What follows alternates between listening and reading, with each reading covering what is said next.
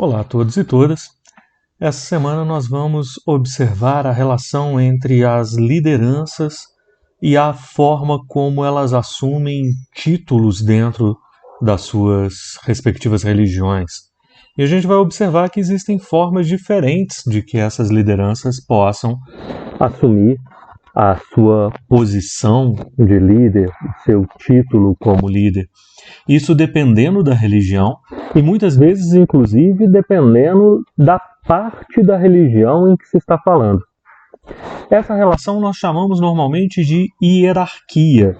Hierarquia vem do grego, hieros significa sagrado, e arqué é a organização das coisas. Então a hierarquia representa que há uma organização sagrada das coisas. Essa organização é o que faz com que alguns estejam em um patamar superior a outras pessoas. Alguns exerçam o papel de uma liderança de fato. Então, nesse sentido, nós temos, por exemplo, algumas lideranças que exercem o seu papel de líder hierarquicamente superior aos outros por uma questão de hereditariedade, ou seja, por nascimento. Aqueles que são filhos de líderes, de sacerdotes, de representantes de Deus, se tornam também líderes, sacerdotes, representantes de Deus, na sequência. Isso é muito comum a gente observar numa relação de poder mesmo e de governo. Então é muito natural quando a gente vê as monarquias que passam de pais para filhos. Mas também entre lideranças que são religiosas, exclusivamente religiosas, acontece esse tipo de passagem de pai para filho, ou seja, de passagem hereditária.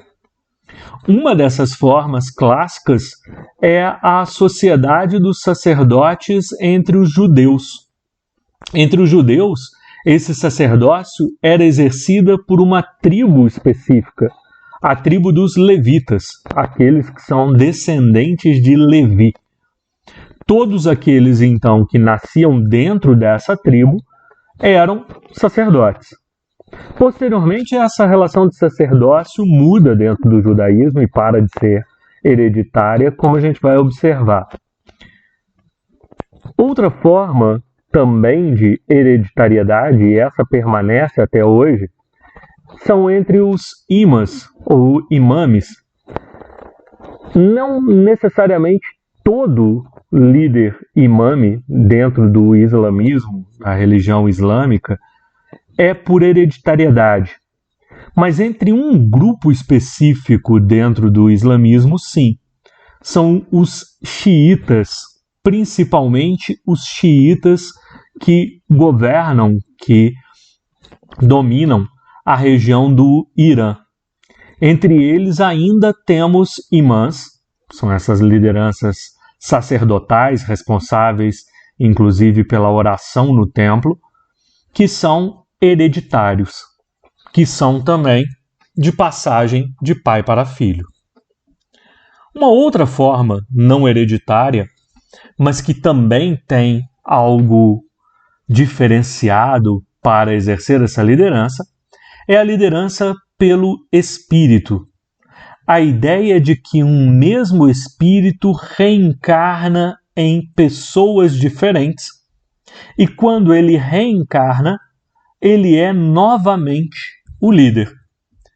Ou seja, essa liderança é exercida durante a vida desse espírito e depois ela continua sendo exercida em uma nova vida. Isso é comum, por exemplo, entre os budistas tibetanos, do Tibete, uma região específica. Então não são todos os budistas que seguem essa forma, mas especificamente estes budistas da região do Tibete. E neles existem duas lideranças que reencarnam constantemente. Ambas têm esse título de Lama, que são os grandes representantes, os grandes líderes. O maior deles é o Dalai Lama. E o segundo, na hierarquia, é o Panchen Lama. Normalmente o Panchen Lama é aquele que vai dizer quem é o próximo Dalai Lama. É muito comum entre esses budistas tibetanos histórias, por exemplo, de apresentar para o próximo Dalai Lama objetos do anterior, quando ele é ainda criança. E se ele se lembra de fato destes objetos, é uma demonstração de que ele é o mesmo espírito, continua sendo o mesmo espírito. Apesar de ser apenas uma criança, ela age com os objetos do Dalai Lama anterior como se fosse dele próprio. Então essa é uma segunda forma em que o espírito, reencarnado várias vezes, continua exercendo o mesmo papel de liderança a cada reencarnação. Outra, e aí um pouco diferente, é aquilo que acontece entre os Rastafari com a reencarnação do Messias, que seria para o cristianismo Jesus. Para os Rastafari, Jesus voltou já uma segunda vez.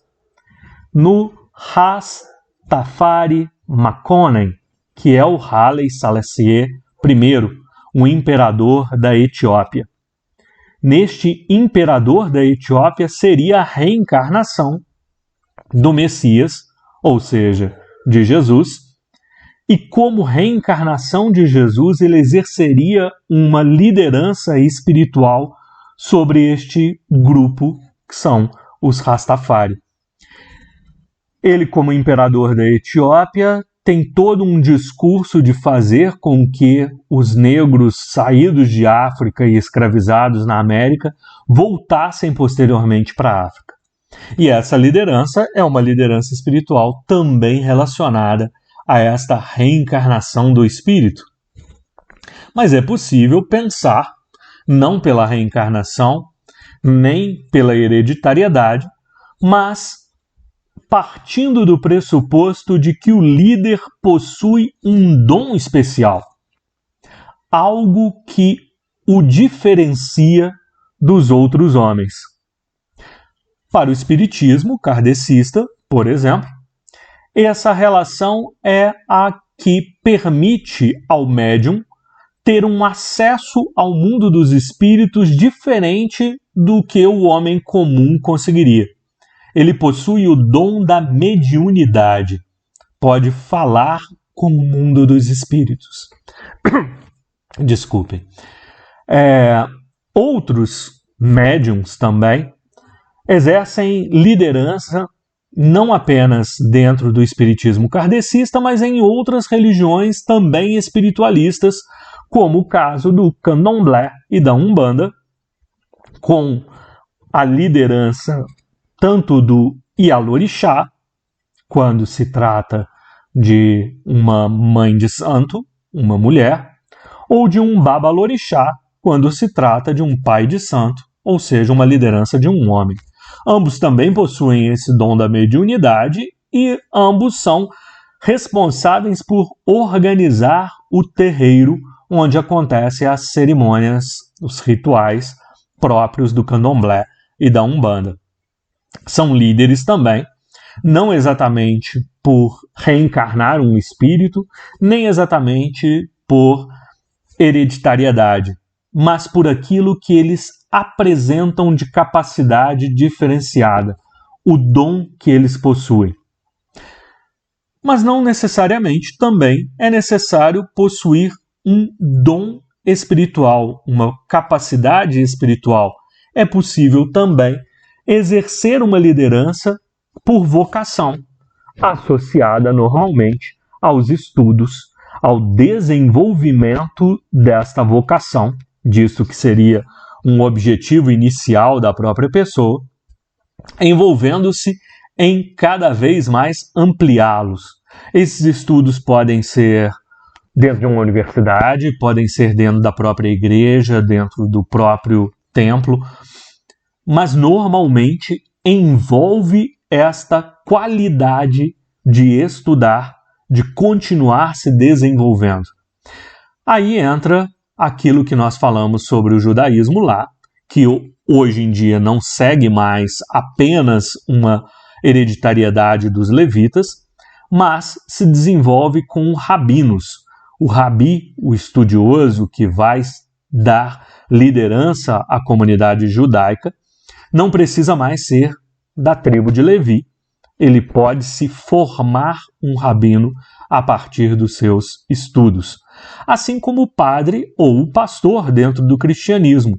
Seja no catolicismo ou entre os evangélicos, há também essa liderança que é representada por ter um domínio, um conhecimento dos livros sagrados e repassar este conhecimento dos livros sagrados para demais membros da comunidade. No islamismo, também diferente daquilo que nós dissemos do imã para os xiitas do Irã, há o sheikh, ou sheikh, que é uma liderança islâmica por comprovação da sua autoridade. Qualquer pessoa pode vir a ser chamada de sheikh, mas isso normalmente está associado a um amadurecimento. São pessoas mais velhas. O ancião da comunidade é que adquire esse título normalmente, em geral. Isso porque estuda ao longo da vida não quer dizer apenas que por ser mais velho é mais sábio, mas aquele idoso que adquire a sabedoria pode vir a possuir esse título de sheikh. E por último, os monges, que estão presentes em várias religiões, como o cristianismo, o budismo e o hinduísmo, que são aqueles que se afastam da comunidade e vão viver em monastérios, vão viver juntos com outros monges em oração, em desenvolvimento da sua própria espiritualidade, não necessariamente como alguém que lidera diretamente o povo, mas que possui sobre este povo uma liderança espiritual. Os monges não são exclusivos dos monastérios cristãos, católicos, mais comumente, mas também estão presentes dentro dessas outras comunidades budistas e hinduístas, principalmente. Então, hoje nós trabalhamos essas 4 formas de exercer a liderança, de chegar até a liderança. Não bastando dizer eu quero ser um líder ou eu desejo ser um líder. Essa liderança se desenvolve por vezes de uma forma hereditária, por vezes com um espírito que se reencarna em vários membros posteriores da comunidade, algumas vezes por vocação associada aos estudos, outras vezes por um dom natural da pessoa, que já nasce com a pessoa, que não exige esse desenvolvimento pelos estudos. Por hoje, então, são esses 4 momentos que nós gostaríamos de destacar. Um grande abraço a todos e todas e até uma próxima.